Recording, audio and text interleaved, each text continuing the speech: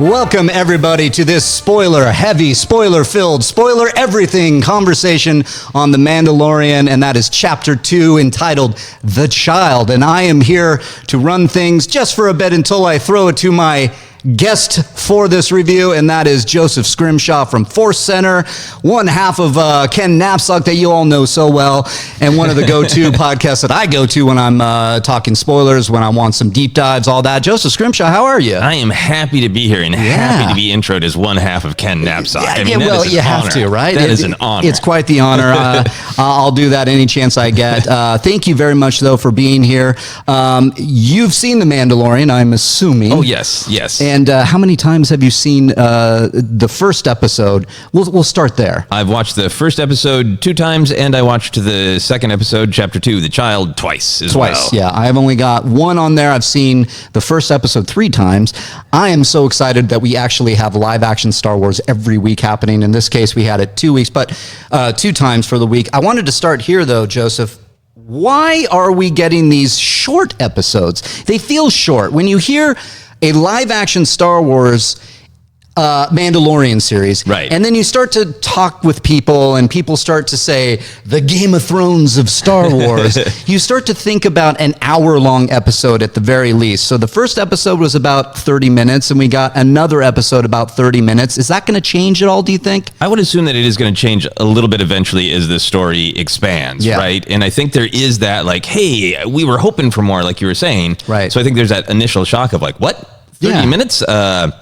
And maybe Disney could have prepared us for that, or said, like, if it's true that the episode lengths are going to vary, maybe just say that right out. Right. But for myself, ultimately, once I get over the sort of sticker shock of the different kind of sticker shock of 30 minutes, I don't mind at all, because it is actually the exact opposite of Game of Thrones, right? Because Game of Thrones is sprawling story where you get to check in 5 minutes with 1,800 characters. Right. And so far, what's making this different is we never leave the Mandalorian. We left him for like 30 seconds this episode. Yeah.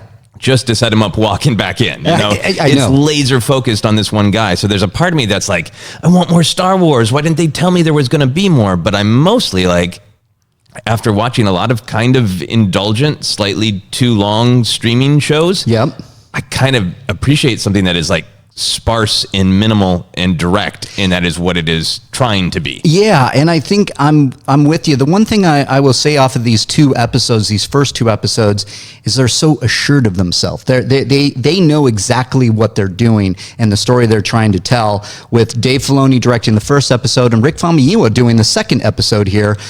I'm all in on this. I loved the quiet nature of our Mandalorian. I love that, it's in and out. And I thought about it with Filoni being one of the executive producers on this thing. It's the length of an animated show. Yeah. And so we're kind of getting that in live action. And so as much as I'm just being selfish, I just want more Star Wars as long as possible when I'm immersed in this world like I am.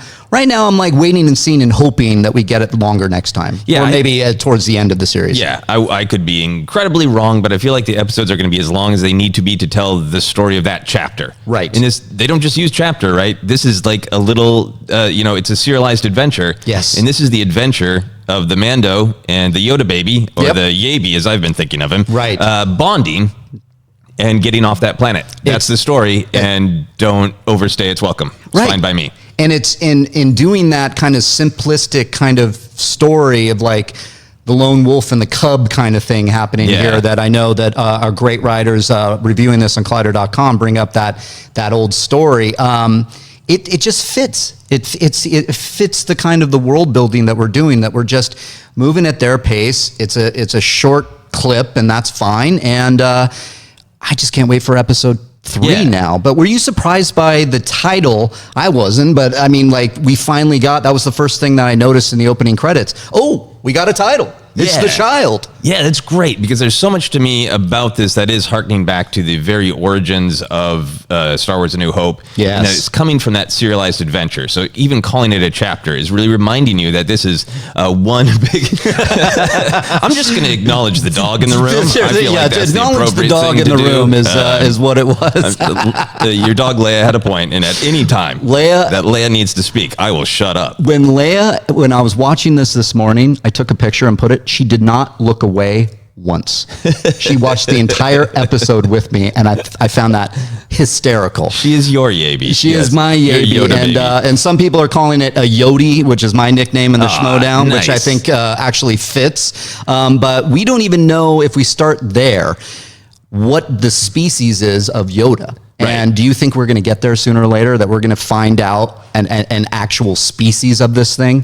I think we might get a name. I think we might not. There's something to me that I like about the idea. Ken and I talked about this a little bit on the first episode review of maybe people know that it's kind of mysterious and powerful and want its secrets. Yeah. And maybe the Mandalorian will frustrate them in being able to actually get access to this creature and unlock its secrets. And maybe that'll be part of the story, so that there'll be that attempt to unlock mystery, but nope. Yeah, exactly. I'm just very thrilled that we have this. So why don't we do this, Joseph? Let's go into the episode. Let's break it down. I know you took copious notes here. Thank you for doing so, because I can follow your lead and we can talk about it as we go along. I am in the chat, so you guys, if you have some questions, and you can,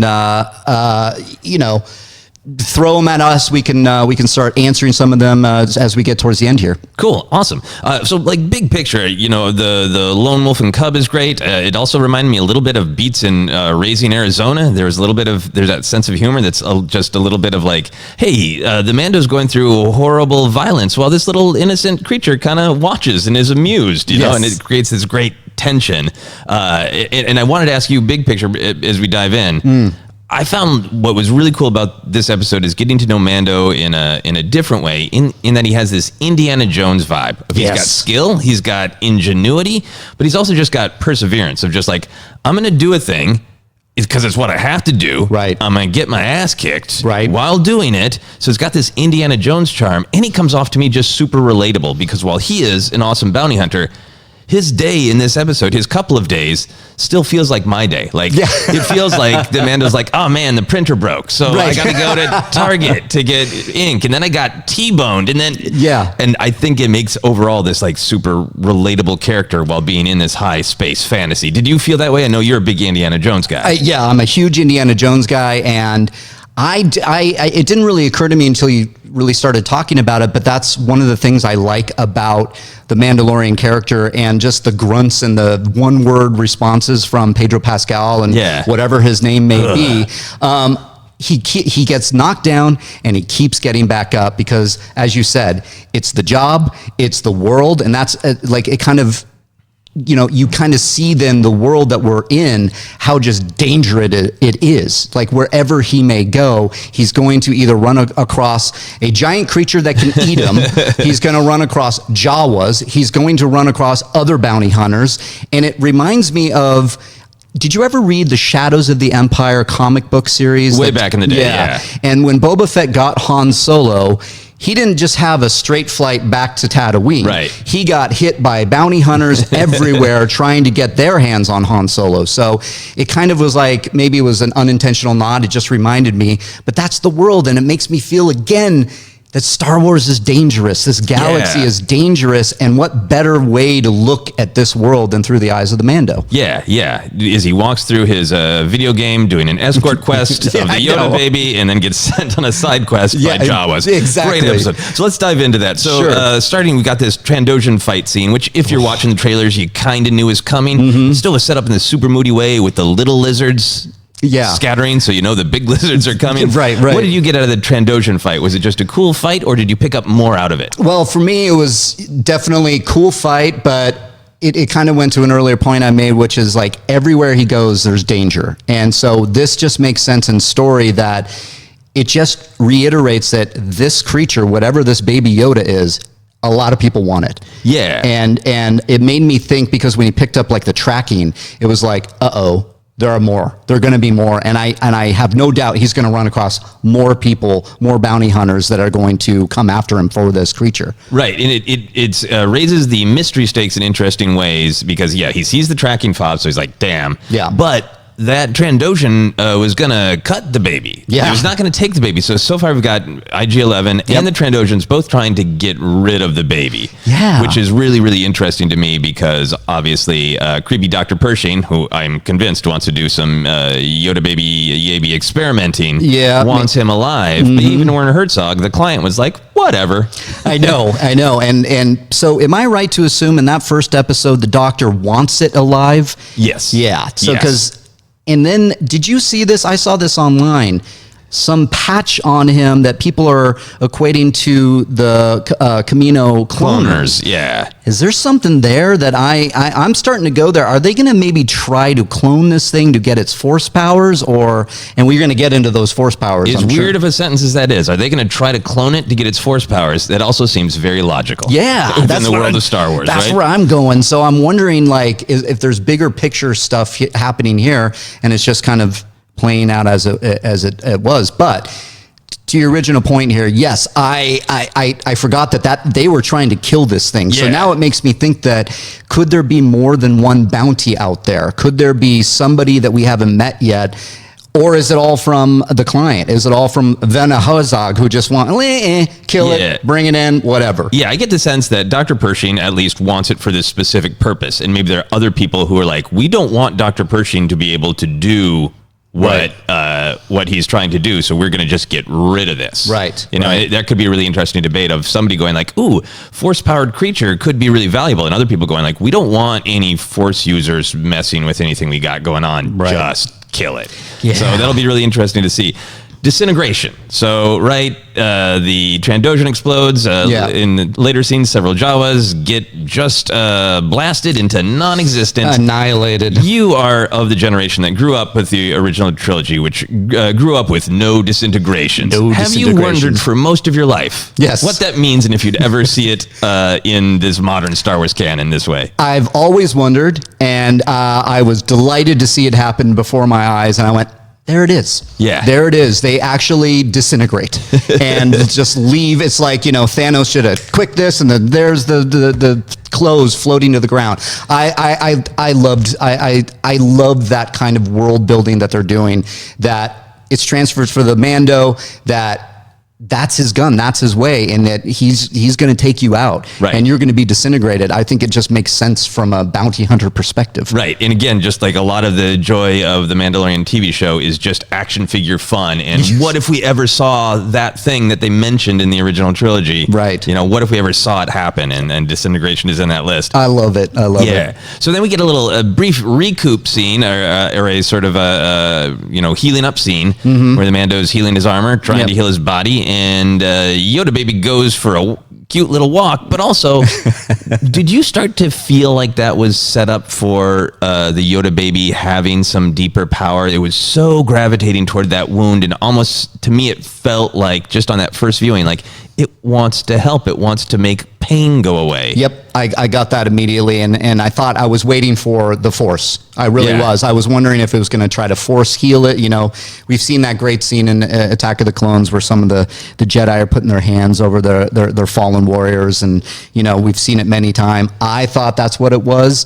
I was waiting for it. I was waiting for the Force, and then it was like finally it pulled it back from us to get to a bigger reveal later, which we'll get to. But and I think it endears, and it's just kind of a classic idea of the, two unlikely partners getting together and having to work together. Right. And I started to feel that because this baby, what we're calling Baby Yoda, is 50 years old. So it's been around the block, or been around the galaxy, we think. So it's been flying around in its remote control, which I love, baby bucket, which is awesome. There is something that's iconic now about the Mandalorian walking with that floating thing next to it. Right, and being able to it's like old Wii controls. He waves his arm and the baby bucket flies out of the way. It's pretty awesome. I love that so much. Yeah. So I love that moment, though. Yeah, you're right. Because it's so bond building, because it is like, we don't know exactly how much this 50-year-old infant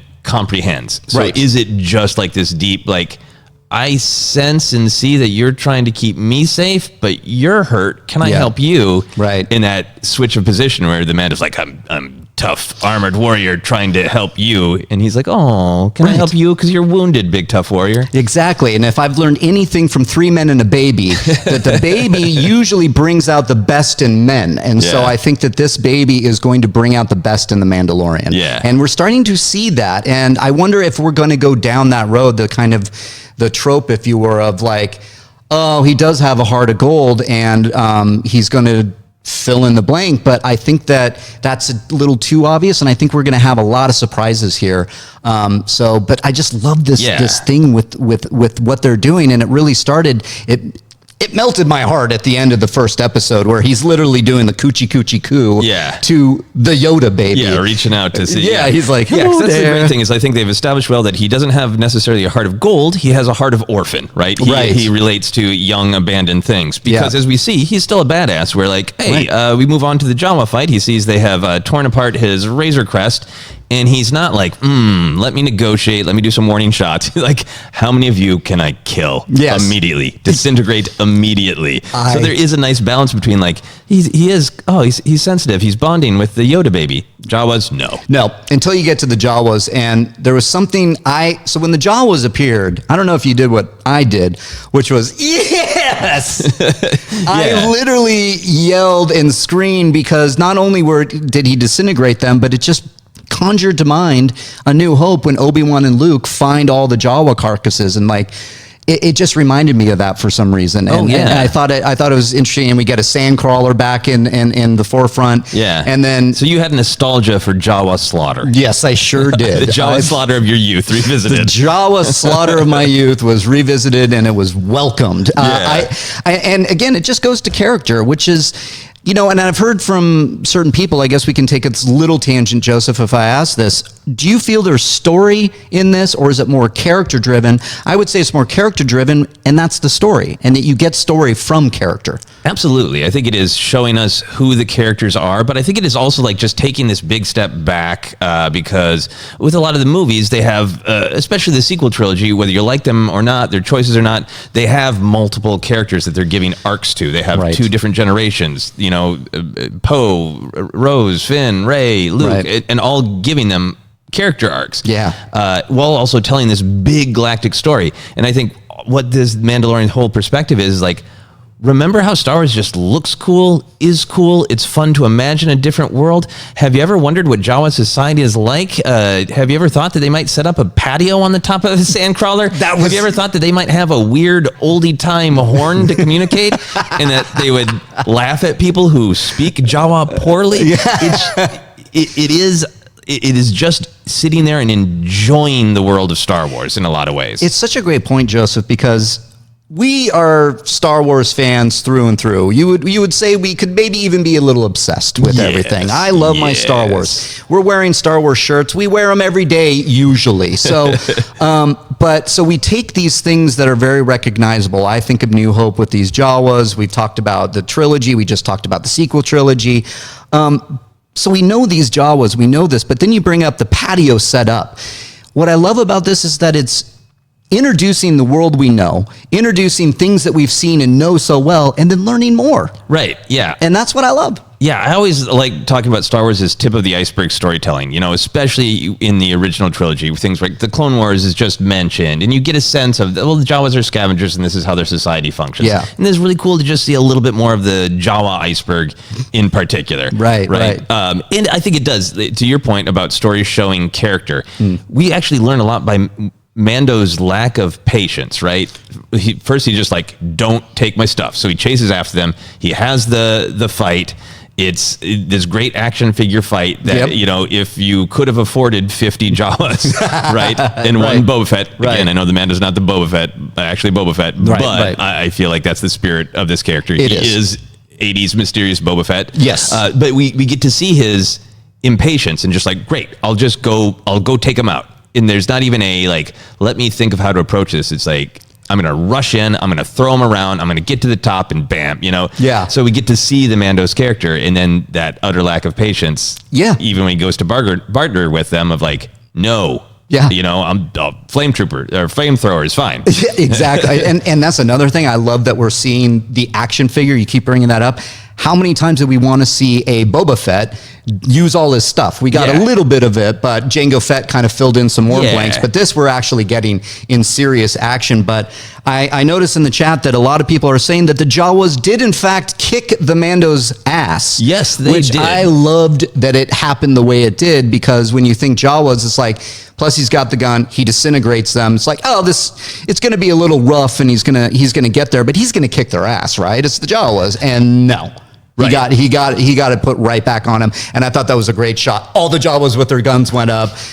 He knew exactly how R2-D2 felt, and fell off, and then there you are. And that goes back to like playground days, and for me with my brother playing with action figures, where like I would have my Jawa try to shoot the characters. My brother would, like the normal organic human characters, my brother would be like, that blaster only works on droids. Like, so this is like, again, like actual playground, talking to your siblings and friends things. Like, well, yeah, but we saw that the Mando's armor has tech inside it. So it's established, and he gets, there it is. It's great. It's great. Because, if it was an arena in the Mandalorian planned, and it was 50 Jawa, but that's not what this is. And he even gets kind of defensive about it and says like, well, it's their dumb fortress. It's not them.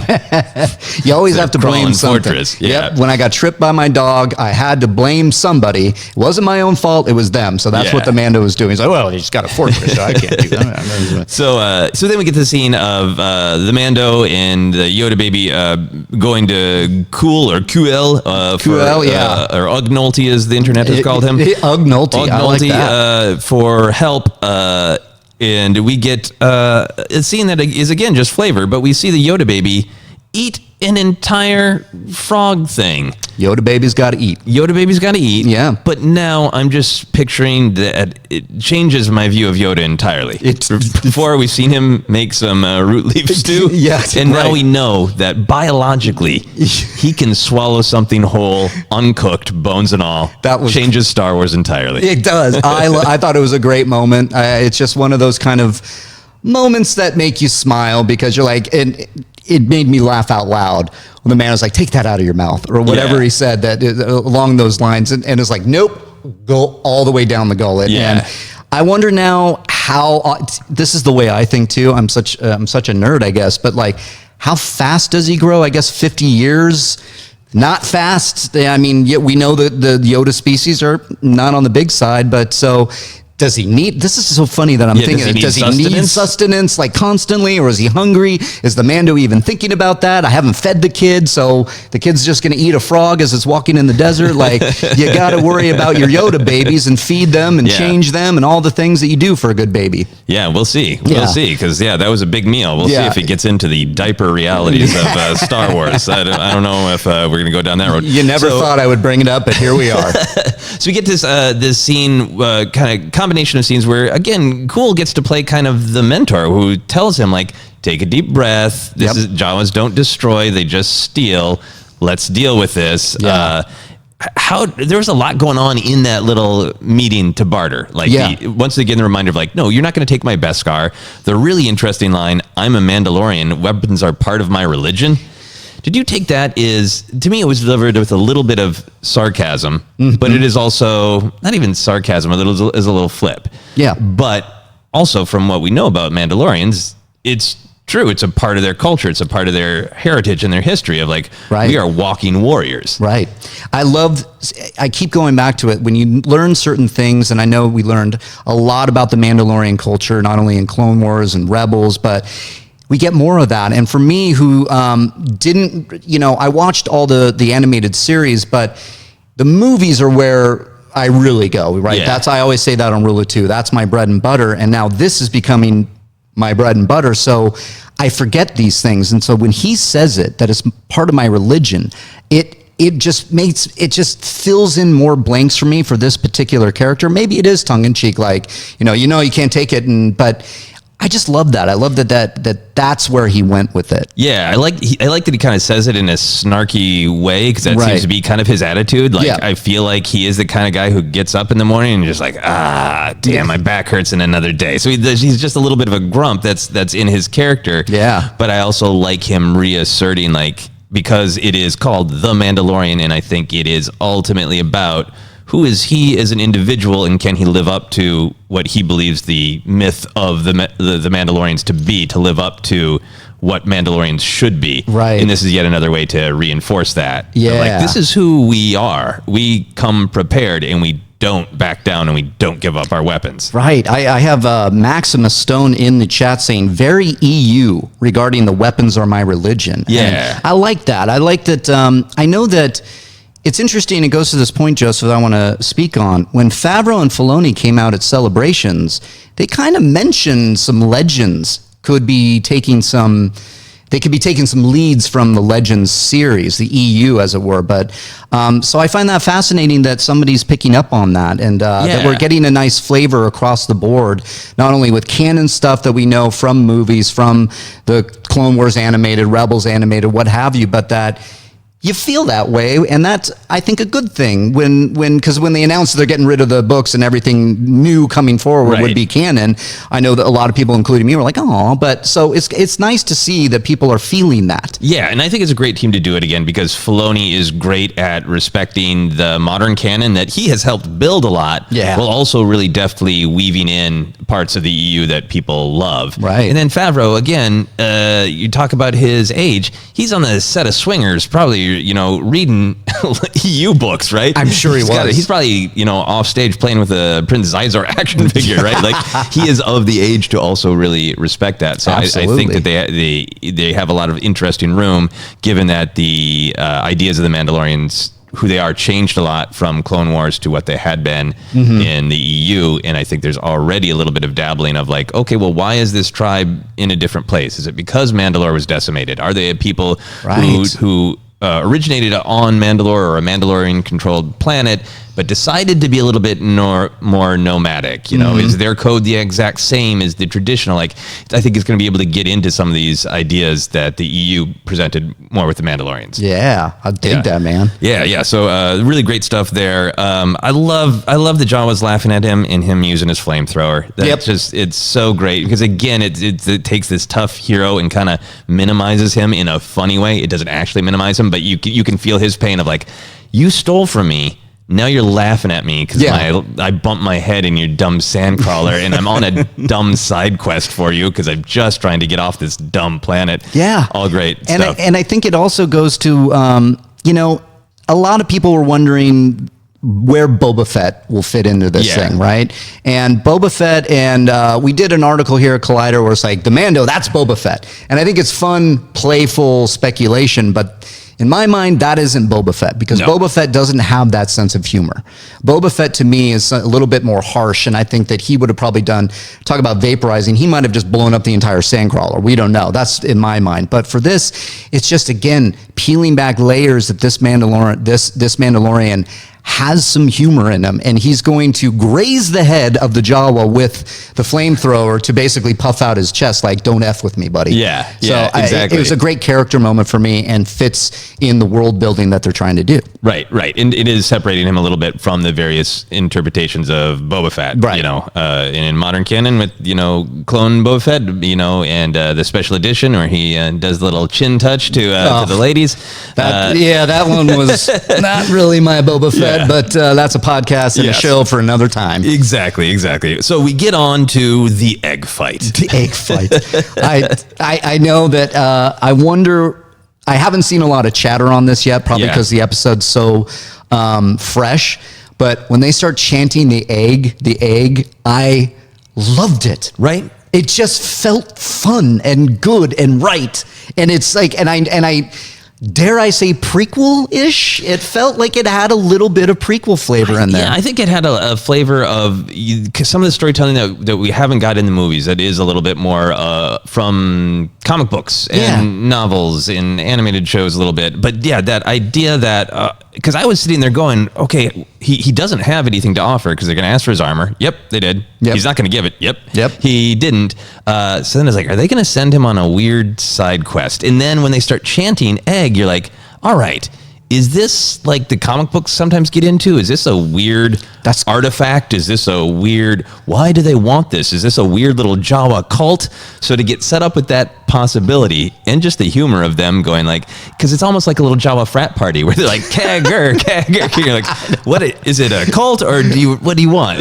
Right. And like going back to the Indiana Jones thing, you know what the first thing that came to my mind? It was like, is he going to go into some like kind of, is it like almost like a relic that the Jawas would worship? Yeah. So he's got to go get the sandbag and protect the weight of the egg that's on some kind of floating thing that he has to go through, and it's booby trapped. That was what came to my mind at first. Yeah. So it wasn't that. No. And since we're here, let's just talk about that. Let's do it. And we'll jump back to the rest of the fight. But yeah, I loved that they just cut it open and ate it. And I think one of my favorite shots was that little head shake of like, I did all this so you guys could get a little treat. Yeah. You think this is yummy? That's what I did this for? Yeah. Yeah. I love that. They just wanted a good meal. Yeah, it was a it's a treat that they can't get because it's stuck. And I like that when he initially asked them, what can I do? And they're like, oh, hey, our treat. The egg. And I think it also just cuts back to what the Mandalorian show to me has been developing. Is like, these are kind of, there's some big stakes going on with the Baby Yoda probably. But other than that, we're seeing a little bit of kind of day to day. Right. And it gets back to that. If it's not a weird cult, it's not an ancient, Force egg. It is just, hey, Jawas have a hard life too, and they want a tasty snack. The egg, they wanted their Cadbury egg because maybe it's close to Easter for them. Who knows? Yeah. A lot of people calling it Cadbury eggs. I was with you.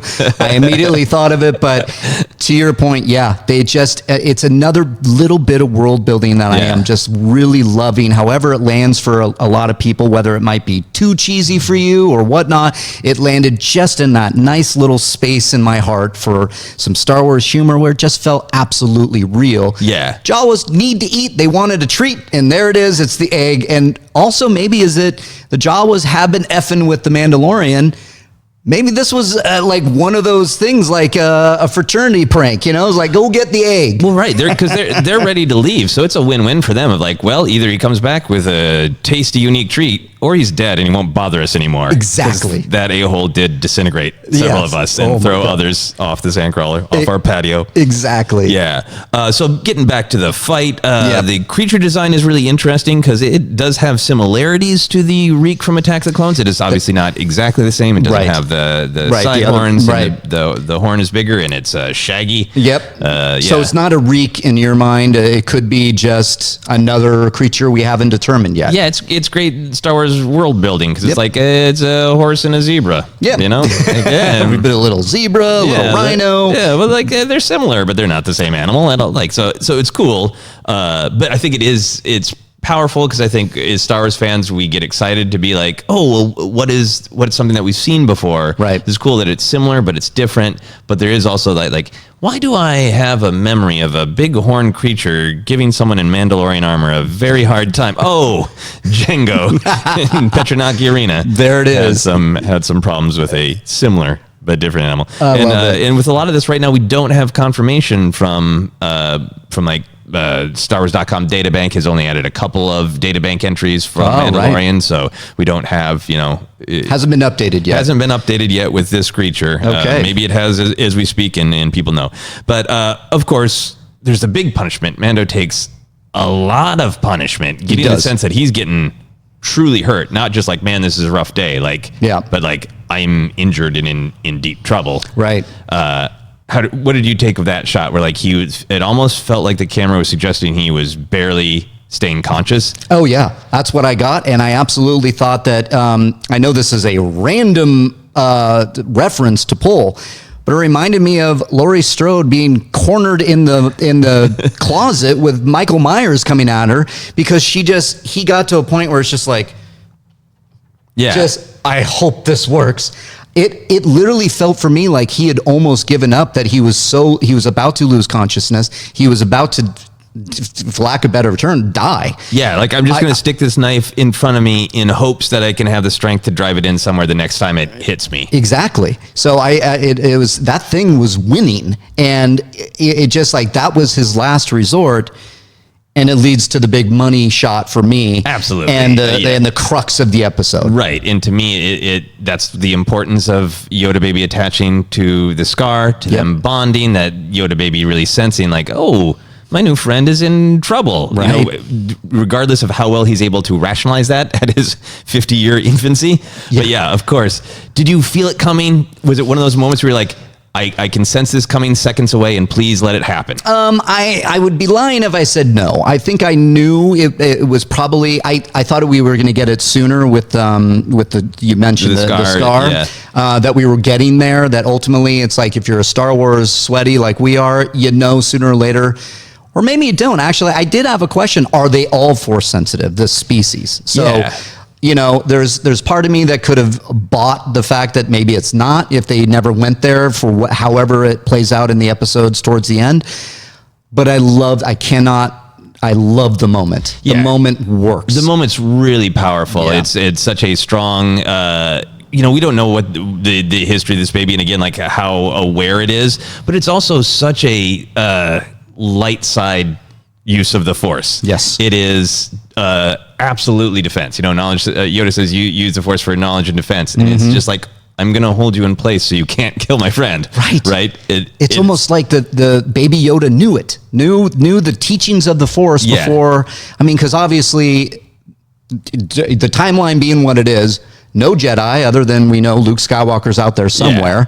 Yeah. We don't know if there's more Jedi or if they've remained hidden. I don't know if there's any canon material that has explored that during the original trilogy, if there's more out there. But so I'm just going to assume that this baby has no idea what the Jedi are. Oh yeah. No idea anything. Yeah, I don't think this baby knows the Jedi code or has it memorized. I'm just like from a fan perspective, because I'm a big fan of the Force users and the philosophy behind it. It was just kind of cool to see it in that moment because it just made you like both of these characters of Mando and Yoda baby even more. Absolutely. So takes it out and then heads back, delivers the egg. We got to talk about the Cadbury yumminess. It's great that Yabi just collapses from the extreme Force use because that fits well with canon that we have. Sure does. The huge amounts are stressful to you.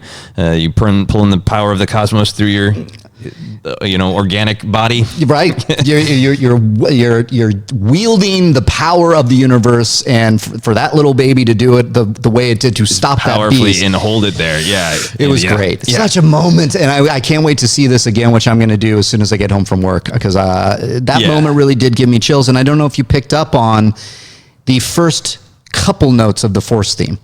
I did on the second, you know why I did? So it was like on my second watch, I was like, I'm going to talk to Mark Reilly about this episode. I better listen to the music because that man knows his music. It just a hint. Yeah. It didn't go full, because if you give the 3, da-na-na, but this was da-na, and I went, ooh. And he pulled it back. So Ludwig Göransson, absolutely stellar with the score. I think so. I think there's a lot of it that's just got this mood that's like it's slowly galloping toward something and almost getting there, and every once in a while breaking into it big, but not always getting there. So as they kind of the wrap up of the episode, they go back to Jawas, they get the equipment. Quill and Mando are talking on the way there, and I thought it was really interesting that Quill says, "Explain it to me again. I still don't understand what happened." The Mando says, "Neither do I," because to me it showed me that Mando trusts Quill enough to tell him this, and that's a really great canon state of the galaxy thing that they're not sure about the Force, My note that I wrote back, they don't know the Force. Yeah, and this is a thing that I don't know if it's popping in the chat or whatever, but I think it comes up a lot of how can people not know about the Jedi and the Force? And for me, I love this picture of like, even when there were thousands of Jedi back in the day, unless you saw them in action, and really saw them like, yep, they lifted a thing and I don't know how, you can kind of write it off as like, yeah, they're these weird peacekeeper monks. People claim they have powers. But then you get to the Empire and there is a dedicated campaign to smear them, to say they're fake, it was all a lie, they're traitors. And in fact, just don't talk about them. In fact, it's a little dangerous to be, if you hear people going around talking about Jedi and lightsabers, especially positively, you don't want anybody hearing that, right? Yeah. So these are even with the it seems like cool. I don't know Ugnaught lifespans. It seemed like he's been around for a while. I would assume so, especially with him, because going back to one of your previous points, he is very much stepping into that mentor position, Right. like, quote unquote, the Obi-Wan of the characters, right? Somebody there, wise, an old sage that knows, has been around the block. So for him to not know, I loved that moment. I loved that the Mandalorian doesn't know either, and it does show where the universe is, that Luke Skywalker is going to have some work to do, and we know ultimately how it ends up, but he's going to be trying, and that, again, makes me wonder if Luke's ever going to be mentioned, or I don't think he'll show up, but I think he could be mentioned. But that's the biggest question I have when you see this baby Yoda use the Force, and they go, I don't know, I can't explain it. Yeah. Is that why that there are other people, the client, Dr. Who's it again? Pershing. They know that there's the Force within this. That's what they're trying to get. It opens up so many fascinating questions that I love about this episode. Yeah. And that is all around that Force use. Right. And at this point in the galaxy, like rumors, this is basically discussed in various books, like rumors of Luke Skywalker are traveling the galaxy, right? So it could be that these characters have heard these rumors and like, sure, he used the Force and he destroyed the Empire. Cool, whatever. He's got a lightsaber. Okay, those are old weapons. Right. But then you go to the Mandalorians, who've had a long history with fighting the Jedi back in the day. So how does the Mandalorian feel about that? It's exciting because there are so many different ways to look at it, in different ways they might take it. Is this going to be a sort of a journey of discovery, faith for the Mandalorian, reconnecting to that past? I think that is a great call, and one that I just literally went, yes, because I'm wondering now, because of the history of the Mandalorians with the Jedi, is he going to now go to seek out some of his people and go, this thing just lifted a reek off the ground using its hand. A shaggy reek cousin. This weird thing, whatever it may be.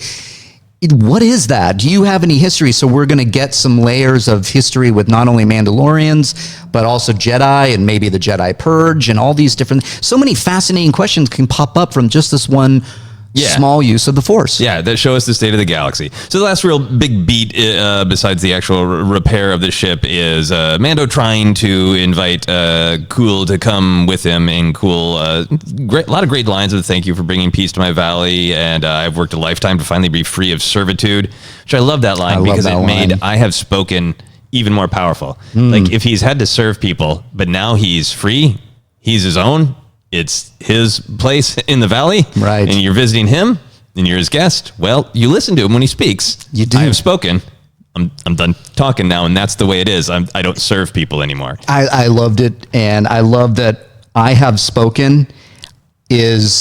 I love that people are now using that in their own dialogs here, and it's so becoming one of those things like "May the Force be with you."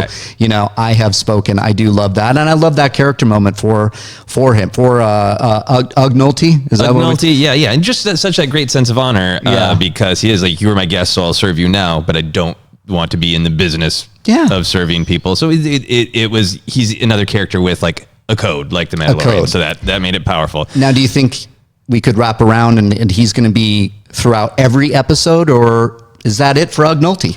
I think there has been, in the trailers that we've seen, there's one shot that we haven't seen of Ugnaught patting the Mando on the shoulder. Like tough break kind of vibe. Okay. So either that is a cutscene, or I think he might be coming back. I certainly hope he is, because I really, really enjoyed him. Yeah, I hope so too. I like his voice. I like the character itself. I love the effects, just everything about him. I think he's fantastic. Yeah. And Joseph, if you can remember a time back in, let's say, 1983, and somebody said to you, Nick Nolte is going to be playing an Ugnaught. Yeah. What would little Joseph do at that moment? I think even in my youth, I would have said, "Oh, that makes a lot of sense." I think I would too. Yeah, so that's what I got for the episode. Yeah, that's a great breakdown. Thank you very much for that. So I want to go to the chat just for a couple questions here. So as they scroll in, we might be on a little bit of delay, but what did you think about the episode? Do you have a couple questions that Joseph and I can help answer? And then we're going to wrap it up right there as the spoiler-heavy Mandalorian episode, Chapter 2. I love the chapters. Yeah. Yeah. I like that they're calling them chapters because it just feels like it's in canon, like episode Right. and then subset chapter. Yes. So it's very cool to see that. So I'm waiting. So do you think The Mandalorian is Snoke? I'm going to say no. I'm going to say no on that. Having no questions coming in. Oh, look at John Roca in the chat here, all the way from Australia. Good to see you, my friend. I hope you're having a good time out there. But you know what? I'm going to go ahead and wrap it up there because no questions are really coming in. Why don't you drop them in the comments section? We do look at those. What did you think of the episode? Did you like it like Joseph and I did? What did you think for the next episode? What are we going to see?